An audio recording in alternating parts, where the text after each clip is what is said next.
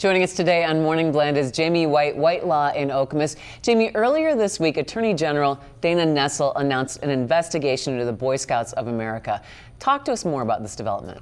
Yes, so she has launched not only an investigation, but a criminal investigation. And this is important because for the first time in the state of Michigan, this is an organization that is actively going to go after Scoutmasters or any adults who are exposed to Boy Scouts and committed criminal acts.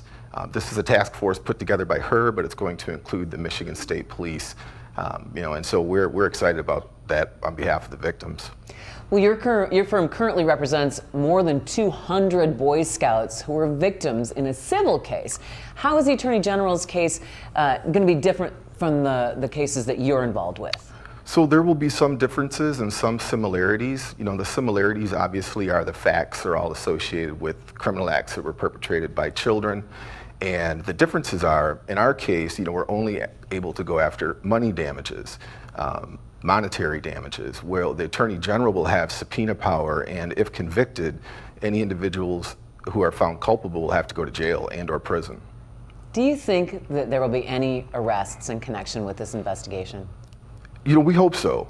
This is the third time that the Attorney General has engaged in this sort of thing, and in the other two, one being the clergy and the other being John Geddert from Twistars, she was able to get convictions in both, or at least an arrest in Mr. Geddert's case and convictions in the other. So we're hopeful. There are challenges.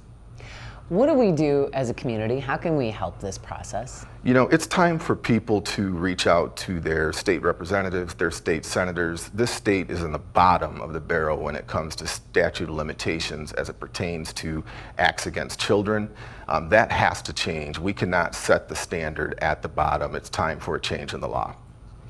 So as individuals then, how do we help promote that change in the law? What do I do as an individual when I'm like, I can't take any more of these cases? I mean, how does this continue to happen in our society? I think we have to continue to educate ourselves about the prevalence of the problem in the community. The way we got into this problem were as neighbors putting our heads in the sand, some 20, 30 years ago. And now it's time for people to speak out, and instead of defending the perpetrator upon the allegation, believe the allegation and let the process work itself out. Yeah, and support those. Believe those, support those. Jamie White, White Law in Okemos, thank you for the advocacy work that you do, and we look forward to catching up with you again soon on the status of this case and the others that you're involved with. Take care.